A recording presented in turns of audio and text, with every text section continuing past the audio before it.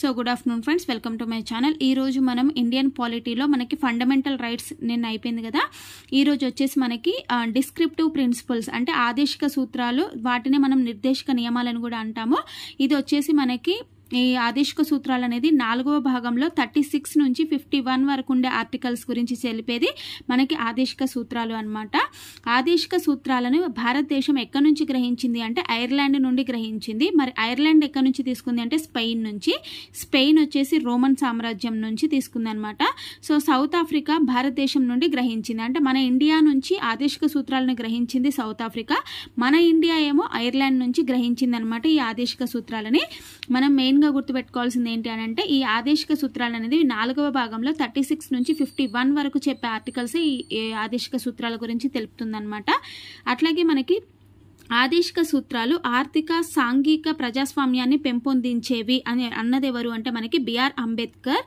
అట్లాగే రాజ్య విధాన ఆదేశిక సూత్రాలని రాజ్యాంగానికి అంతరాత్మగా పేర్కొన్న వాళ్ళు ఎవరు అంటే గ్రాన్విల్ ఆస్టిన్ అన్నమాట. అంటే రాజ్యం ఎలాంటి విధానాలు, ఎలాంటి పాలసీస్ అయితే రూపొందిస్తుందో ఆ పాలసీస్ అనేవి ఆదేశిక సూత్రాలని రాజ్యాంగానికి ఆత్మ వంటిగా పరిగణించాలన్నమాట అని చెప్పింది మనకి గ్రాన్విల్ ఆస్టిన్ అన్నమాట. అలాగే ఆదేశిక సూత్రాలు ప్రభుత్వానికి వర్తించేవన్నమాట. ప్రభుత్వానికి చెప్పే మంచి మాటలే ఆదేశిక సూత్రాలు అని చెప్పేసి అంటారు. అంటే గవర్నమెంట్ ప్రజల పట్ల ఎలా పరిపాలనలో ఏ విధమైనటువంటి మార్పులు తీసుకురావాలి అని చెప్పేసి మనం గవర్నమెంట్కి చెప్పేటువంటి ఒక మంచి సూచనలను ఏమంటారంటే ఆదేశిక సూత్రాలు అంటారనమాట. ఆదేశిక సూత్రాలు మరియు ప్రాథమిక హక్కులు రాజ్యాంగానికి ఆత్మ వంటివి అని పేర్కొన్నది ఎవరు అంటే గ్రాన్విల్ ఆస్టిన్ అనమాట. మనం ఆల్రెడీ చెప్పాం కదా, ఆదేశిక సూత్రాలు అనేవి మనకి 4వ భాగంలో 36 నుంచి 51వ ఆర్టికల్ వరకు గురించి తెలుపుతుందని. మరి ఫస్ట్ ఆర్టికల్ వచ్చేసి ఏంటి అంటే 36 ఆర్టికల్. సో 36 ఆర్టికల్ దేని గురించి చెప్తుంది అంటే రాజ్య నిర్వచనం గురించి తెలుపుతుంది అనమాట. అంటే రాజ్యం అంటే ఏంటి మనకి అంటే కేంద్రం, రాష్ట్రం, స్థానిక ప్రభుత్వం. సో కేంద్ర ప్రభుత్వం, రాష్ట్ర ప్రభుత్వం, స్థానిక ప్రభుత్వాలని మనం ఏమంటామంటే రాజ్యంగా పేర్కొంటామన్నమాట. సో దాని గురించి తెలిపే ఆర్టికల్ వచ్చేసి మనకి ఆర్టికల్ 36. మరి 37 ఏంటి అంటే ఆదేశిక సూత్రాలకు న్యాయ సంరక్షణ అనేది లేదు. అంటే వీటికి న్యాయస్థానం ద్వారా ఉత్తర్వులు జారీ చేయరాదన్నమాట. మనము ప్రాథమిక హక్కుల ఉల్లంఘన జరిగితే మనం సుప్రీంకోర్టుకు కానీ హైకోర్టుకు కానీ వెళ్ళవచ్చు. కానీ ఆదేశిక సూత్రాలకు ఒకవేళ ఆదేశిక సూత్రాలు అమలు చేయమని, లేదంటే ఆదేశిక సూత్రాలను ఖచ్చితంగా పాటించాలి అని చెప్పేసి మనం న్యాయస్థానానికి వెళ్ళే పరిస్థితి అనేది ఉండదన్నమాట. ఎందుకంటే ఇది మనం ప్రభుత్వానికి ఇచ్చే సూచనలే కానీ ఖచ్చితంగా పాటించాలి అనే నియమం అనేది ఎక్కడా లేదు. కాబట్టి ఆదేశిక సూత్రాలకు న్యాయ సంరక్షణ అనేది లేదన్నమాట. అలాగే ఆర్టికల్ 38 ఏం చెప్తుంది అంటే ప్రజలందరి మధ్య రాజకీయ న్యాయాన్ని పెంపొందించే ఆర్థిక న్యాయ వ్యవస్థను ఏర్పాటు చేయాలి అని చెప్తుంది అనమాట. అంటే సో అందరు ప్రజల మధ్య రాజకీయ న్యాయాన్ని పెంపొందించాలి. అలా పెంపొందించాలి అంటే ఆర్థిక న్యాయ వ్యవస్థను కూడా ఏర్పాటు చేయాలి అని చెప్పేసి మనకి ఆర్టికల్ 38 చెప్తుంది. 38(1) ఏం చెప్తుంది అంటే ప్రజలందరి మధ్య సాంఘిక, ఆర్థిక, రాజకీయ న్యాయాన్ని పెంపొందించేలా ప్రభుత్వాలు ఏర్పాటు చేయాలన్నమాట. అంటే ప్రభుత్వాలు కృషి చేయాలన్నమాట. అందరి ప్రజలకి కూడా సాంఘిక న్యాయము, ఆర్థిక న్యాయము, రాజకీయ న్యాయాన్ని పెంపొందించే విధంగా ప్రభుత్వ నిర్ణయాలు ఉండాలి అని చెప్పేసి మనకి ఆర్టికల్ 38(1) చెప్తుంది. మరి 38(2) ఏం చెప్తుంది అంటే వివిధ ప్రాంతాల ప్రజల అవకాశాలు, హోదాలు, ఆదాయంలో, సౌకర్యాల్లో మధ్య ఉన్నటువంటి తారతమ్యాన్ని ప్రభుత్వం నిర్మూలించాలి అని 38(2) చెప్తుంది. అంటే మనకి డిఫరెంట్ ప్లేసెస్ ఉంటాయి కదా, ఆ ప్రాంతాల మధ్య ఉన్నటువంటి ప్రజల యొక్క అవకాశాలు, అంటే ప్రజలకు ఏమేమి అవకాశాలు కల్పిస్తారో ఆ అవకాశాల విషయంలో మరియు హోదాల విషయంలో, అట్లాగే ఆదాయం మరియు సౌకర్యాలు కల్పించే విషయంలో ఉన్నటువంటి డిఫరెన్సెస్ని గవర్నమెంట్ అనేది నిర్మూలించాలి అని మనకి 38(2) అనే ఆర్టికల్ చెప్తుంది. ఈ నిబంధనను 44వ రాజ్యాంగ సవరణ ద్వారా 1978లో చేర్చారు. అంటే 38(2) అనే ఆర్టికల్ని స్టార్టింగ్ మనకి ఇండియన్ కాన్స్టిట్యూషన్ వచ్చినప్పుడు మనకి 38(2) అనేది లేదు కదా. సో కాబట్టి ఈ ఆర్టికల్ని మనమేమో 44వ రాజ్యాంగ సవరణ ద్వారా 1978లో చేర్చడం అనేది జరిగిందనమాట. అట్లాగే ఆర్టికల్ 39 అనేది వెరీ వెరీ ఇంపార్టెంట్. ఆర్టికల్ 39 ఏం చెప్తుంది అంటే రాజ్యం ప్రజా సంక్షేమం దృష్ట్యా ఆర్థిక విధానాలు అమలు చేయాలి అని చెప్పి చెప్తుందనమాట. దీన్ని మనము 39(a) అంటే దీంట్లో సబ్ క్లాసెస్ ఉంటాయన్నమాట. ఆర్టికల్ 39లో 39(a) ఏం చెప్తుంది అంటే జీవనోపాధిని, ఉచిత న్యాయస్థానాన్ని అందజేయాలి. అంటే ప్రజలందరికీ కూడా జీవనోపాధిని కల్పించాలి, ఉచిత న్యాయస్థానాన్ని కూడా అందించాలి అని చెప్పేసి మనకు 39(a) ఆర్టికల్ చెప్తుంది. సో మనకి ఈ జీవనోపాధిని కల్పించాలి అనేది మనకి ఏపీ గ్రూప్ 2లో అడిగారు. ఉచిత న్యాయస్థానాన్ని అందించాలి అనేది ఏపీ గ్రూప్ 2లో అడిగారు, తెలంగాణ గ్రూప్ 3లో అడిగారు. అంటే ఓవరాల్గా 39A ఆర్టికల్ గురించి మనకి ఏపీపీఎస్సీ గ్రూప్ 2 ఎగ్జామ్లో అడిగారు, తెలంగాణ గ్రూప్ 3 ఎగ్జామ్లో కూడా అడిగారు అనమాట. మరి 39B ఏం చెప్తుంది అంటే సహజ వనరులపై ప్రభుత్వం నియంత్రణ నెలకొల్పి వస్తువు యొక్క ఉత్పత్తిని చౌక ధరలకు పంపిణీ చేయాలి. అంటే సహజ వనరులపై ప్రభుత్వం నియంత్రించాలన్నమాట. అంటే సహజ వనరులు ఎవరు కూడా దౌర్జన్యంగా తీసుకోకుండా ప్రభుత్వం నియంత్రణ అనేది కల్పించాలి.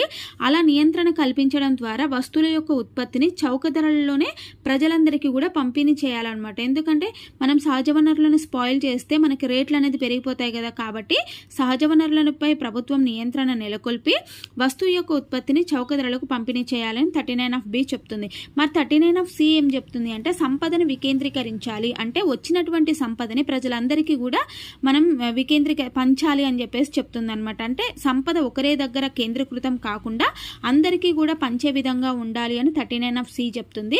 మరి 39D ఏం చెప్తుంది అంటే సమాన పనికి సమాన వేతనం ఇవ్వాలి.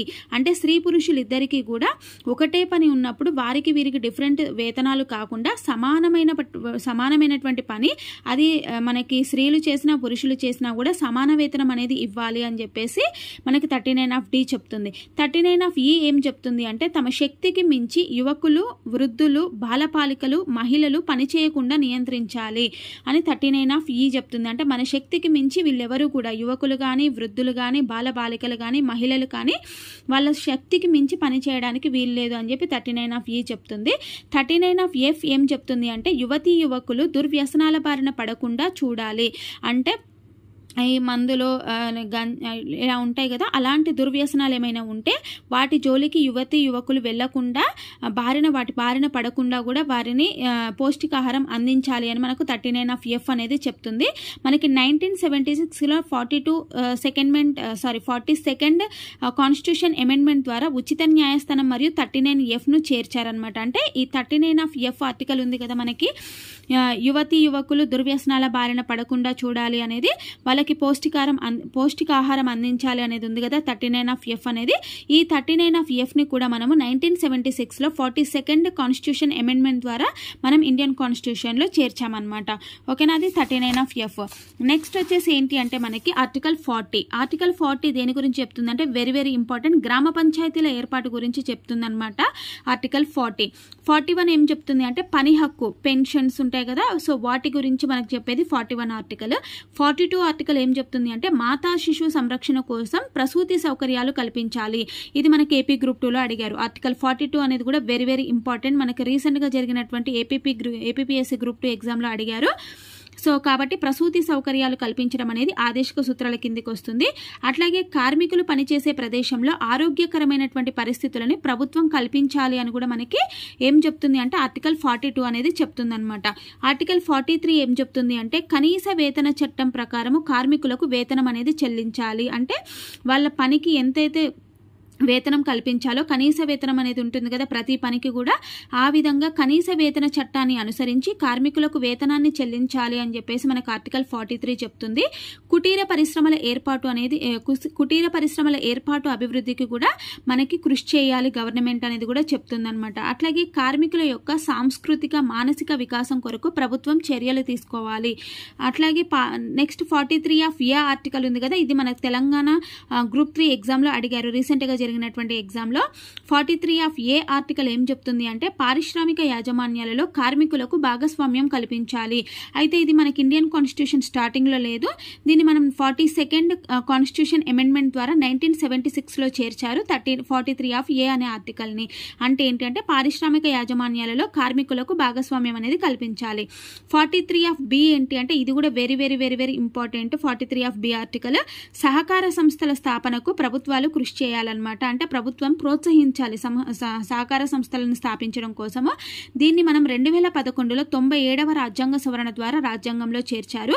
2012 నుండి అమలులోకి వచ్చిందనమాట ఈ 43B. 43A ఏమో 1976లో 42nd కాన్స్టిట్యూషన్ అమెండ్మెంట్ ద్వారా వస్తే 43B వచ్చేసి మనకి 2011లో 97వ రాజ్యాంగ సవరణ ద్వారా రాజ్యాంగంలో చేర్చడం అనేది జరిగింది.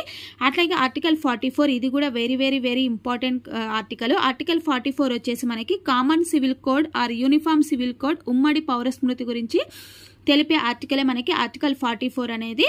ఓకే, కామన్ సివిల్ కోడ్ని ప్రభుత్వం అమలు చేయాలి అని చెప్పేసి, అంటే అందరికీ ఒకే రకమైనటువంటి రూల్స్ అండ్ రెగ్యులేషన్స్ ఉండాలి అని చెప్పేసి, వేటి విషయంలో అంటే వివాహం విషయంలో కానీ, విడాకుల విషయంలో కానీ, పిల్లలను దత్తత తీసుకునే విషయంలో కానీ అన్ని మతాల వాళ్ళకి కూడా ఒకటే చట్టం అనేది ఉండాలి అని చెప్పేసి మనకు ఆర్టికల్ 44 చెప్తుంది.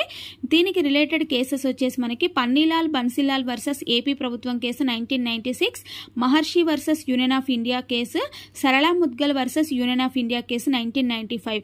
ఈ 3 కేసెస్లో కూడా సుప్రీంకోర్టు ఏం తీర్పు చెప్పింది అంటే ఆదేశిక సూత్రాలకు న్యాయ సంరక్షణ లేదు, మేము ఆదేశిక సూత్రాల విషయంలో ప్రభుత్వానికి వార్నింగ్ ఇవ్వలేము అని చెప్పేసి చెప్పింది. ఎందుకంటే ఆదేశిక సూత్రాలు అనేది ప్రభుత్వ ఇష్టానుసారం అవి నిర్వహించాలంటే నిర్వహించవచ్చు, లేదంటే లేదు. కానీ వీటిని అమలు చేయమని చెప్పేసి మనం ఎవరం కూడా సుప్రీంకోర్టుకు కానీ హైకోర్టుకు కానీ వెళ్ళలేం కాబట్టి వాటి విషయంలో మా జోక్యం అనేది ఉండదు అని సుప్రీంకోర్టు అనేది తీర్పునిచ్చింది ఈ 3 కేసెస్లో. ఓకేనా, సుప్రీంకోర్టు 5 times సలహా ఇచ్చింది కేంద్రానికి కామన్ సివిల్ కోడ్ విషయంలో. అది ఓన్లీ సలహా మాత్రమే, కానీ వాళ్ళని ఎలాంటి పనిష్ చేయాల్సిన అవసరం అనేది లేదనమాట. సో భారతదేశంలో ఒక్క గోవాలో మాత్రమే మనకి కామన్ సివిల్ కోడ్ అనేది అమల్లో ఉంది, అది ఆర్టికల్ 44 గురించి. ఓకే, సో నెక్స్ట్ ఇంకో కేసు వచ్చేసి ఏంటి అంటే Shah Bano case versus union of India 1985. So ఇక్కడ దీంట్లో కూడా ఏంటంటే ముస్లిం హక్కులకు మత హక్కుల పరిరక్షణ కొరకు రూపొందించినటువంటి కేసు ఈ షాబానో కేసు అనమాట. ఓకేనా, సో ఇది వచ్చేసి మనకి ఆర్టికల్ 44కి రిలేటెడ్. 45 ఏం చెప్తుంది అంటే మనకి ఆర్టికల్ 45 అనేది 0 to 6 years బాలబాలికలకు పూర్వ ప్రాథమిక విద్యను అందజేయడము ప్రభుత్వం యొక్క బాధ్యత.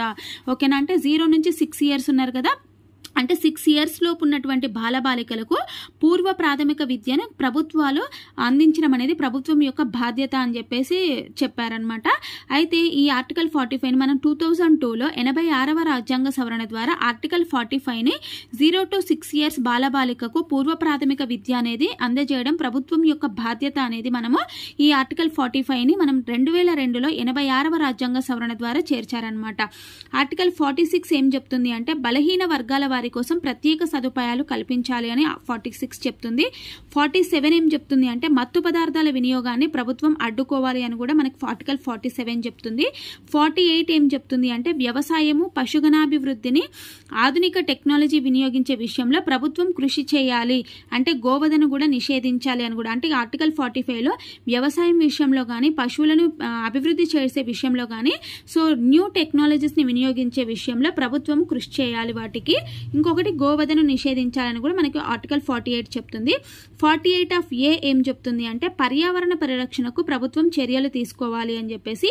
కానీ 48 అనే ఆర్టికల్ని 1976లో 42వ రాజ్యాంగ సవరణ ద్వారా చేర్చారనమాట.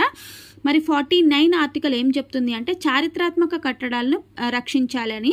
ఇది కూడా మనకి ఏపీపీఎస్సీ గ్రూప్ 2 ఎగ్జామ్లో అడిగారనమాట. ఆర్టికల్ 49 అనేది చారిత్రాత్మక కట్టడాలను మనము స్పాయిల్ అవ్వకుండా పరిరక్షించాలి అని చెప్పేసి 49 చెప్తుంది. ఆర్టికల్ 50 ఏం చెప్తుంది అంటే మనకి కార్యనిర్వాహక శాఖ నుండి న్యాయ శాఖను వేరు చేయాలి అని చెప్తుంది. 1973లో కార్యనిర్వాహక శాఖ నుంచి న్యాయ శాఖను వేరు చేయడం అనేది జరిగిందనమాట ఆర్టికల్ 50. మరి 51 ఏం చెప్తుంది అంటే విదేశాలతో శాంతియుతంగా వ్యవహరించాలి, అంతర్జాతీయ ఒప్పందాలను గౌరవించాలి, విదేశాలతో శాంతియుతంగా ఉండాలి అని చెప్పేసి మనకు ఆర్టికల్ 51 చెప్తుంది. ఈ అంతర్జాతీయ ఒప్పందాలను గౌరవించాలనే అంశము మనకి తెలంగాణ నిర్వహించినటువంటి గ్రూప్ 2 ఎగ్జామ్లో అడగడం జరిగిందనమాట. సో ఇది మనకేంటి అంటే ఆదేశిక సూత్రాల గురించి. సో నెక్స్ట్ క్లాస్లో మనము ప్రాథమిక విధుల గురించి చూద్దాము. సో ఇక్కడి వరకు క్లాస్ ఎలా అనిపించింది అనేది మీరు ఒక్క లైక్ కామెంట్ ద్వారా నాకు తెలియజేయండి. ఇంకా ఎవరైనా మన ఛానల్ని సబ్స్క్రైబ్ చేయకుండా చూస్తున్నట్లయితే ప్లీజ్ మన ఛానల్ లైక్ చేయండి, షేర్ చేయండి, సబ్స్క్రైబ్ చేయండి. ఓకేనా, థ్యాంక్ యూ వెరీ మచ్.